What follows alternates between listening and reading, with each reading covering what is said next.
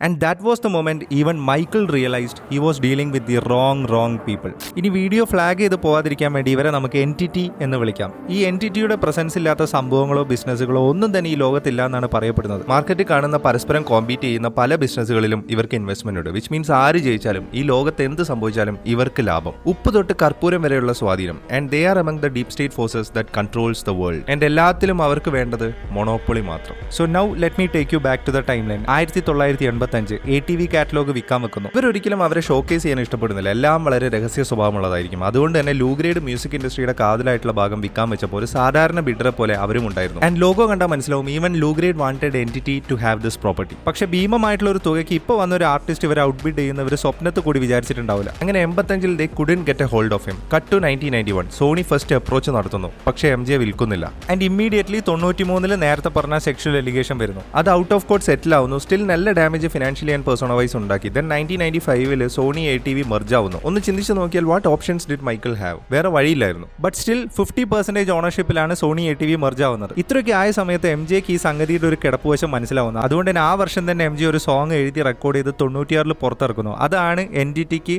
ആ ബിഡിങ്ങിന് ശേഷം MJ കൊടുക്കുന്ന രണ്ടാമത്തെ കൊട്ട്. ആ സോങ് ആണ് they don't really care about us. ഒരുപാട് ഹിഡൻ മെസ്സേജസും ഒരു കസ്വേർഡും പിന്നെ മാർട്ടിൻ ലൂതറെ കുറിച്ച് പരാമർശിച്ചതും എൻറ്റിറ്റിയെ നന്നായിട്ട് ചൊടിപ്പിക്കുന്നു. കാരണം MJ പരാമർശിച്ചത് മാർട്ടിൻ ലൂതർ കിങ്ങിനെ കുറിച്ചല്ലായിരുന്നു. ചരിത്രം നോക്കിയാൽ ഈ പറയുന്ന എൻറ്റിറ്റിയോട് കൊടൂര ശത്രുത പുലർത്തിയ മാർട്ടിൻ ലൂതർ എന്ന് പറയുന്ന വ്യക്തിയെ കുറിച്ചായിരുന്നു MJ പാടിയത്. സംഗതി സീരിയസ് ആയപ്പോൾ MJ പബ്ലിക്കലി അപ്പോളജൈസ് ചെയ്യുന്നു. ഈ കസ്വേർഡും ഒരു വംശത്തെ കുറിച്ച് പറഞ്ഞ വരിയും എടുത്തു മാറ്റുന്നു. ഓൾസോ മാർട്ടിൻ ലൂതർ എന്ന് പാടുമ്പോൾ മാർട്ടിൻ ലൂതർ കിങ്ങിന്റെ ഫോട്ടോയും വെച്ചിട്ടുള്ള ഒരു വേർഷൻ പുറത്തിറക്കുന്നു. But all these things were beyond damage control. എൻറ്റിറ്റിയുടെ ബാഡ് ബുക്സിൽ ഓൾറെഡി മൈക്കിൾ പെട്ടു. അവരത് കാണിച്ചത് ഇൻവിൻസിബിൾ ആൽബം ഫ്ലോപ്പ് ആക്കിക്കൊണ്ടാണ്. And because of that MJ പബ്ലിക്കായി സോണിക്കെതിരെയും പരോക്ഷമായി ഇവർക്കെതിരെയും തിരിയുന്നു. They never thought that this performer myself would outthink them. From that moment full industry and media MJക്ക് ഓപ്പോസിറ്റ് ആവുന്നു. പഴയതൊക്കെ കുത്തിപ്പൊക്കി MJ എന്ന ബ്രാൻഡിനെ, ആർട്ടിസ്റ്റിനെ, മനുഷ്യനെ തലങ്ങും വിലങ്ങും കീറി മുറിക്കുന്നു. ഈ സമയത്താണ് മറ്റേ ഫോൺ കോൾ ലീക്ക് ആവുന്നത്. അവരെന്നെ തീർക്കും എന്ന് പറഞ്ഞിട്ടുള്ള ഒരു ഫോൺ കോൾ ലീക്ക് ആവുന്ന ഈ ഒരു സമയത്താണ്.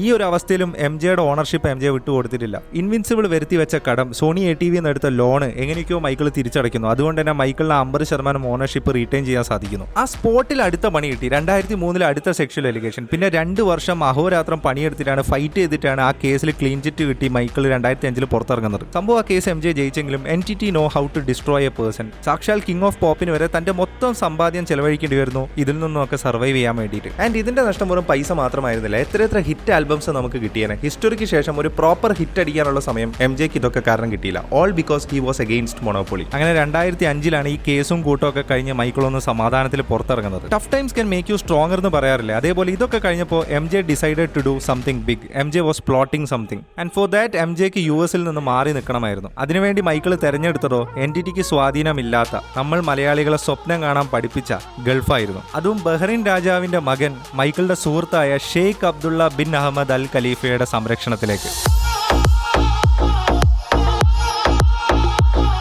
വെറും 26-ാം വയസ്സിൽ $300 കോടി വിലമതിക്കുന്ന മ്യൂസിക് ഇൻഡസ്ട്രിയുടെ കാതലായിട്ടുള്ള ഭാഗം കൈയടക്കിയ ആളാണ്. ഒന്നുമില്ലായ്മയെന്ന് ഒരു സാമ്രാജ്യം കെട്ടിയ ആളാണ്. A king won't surrender without a fight. And ഈ ഫൈറ്റിന്റെ ബ്ലൂ പ്രിന്റ് എൻറ്റിറ്റിയുടെയും സോണിയുടെയും മൂക്കിന്റെ താഴെ വരച്ചു വെച്ചിട്ടാണ് MJ ബഹ്റിനിലേക്ക് വന്നത്. അതെന്താണെന്ന് അറിയണമെങ്കിൽ 4 വർഷം മുമ്പ് പുറത്തിറങ്ങിയ ഇൻവിൻസിബിൾ സോങ്ങിലെ ലിറിക്സ് ഒന്ന് ശ്രദ്ധിച്ചാൽ മതി.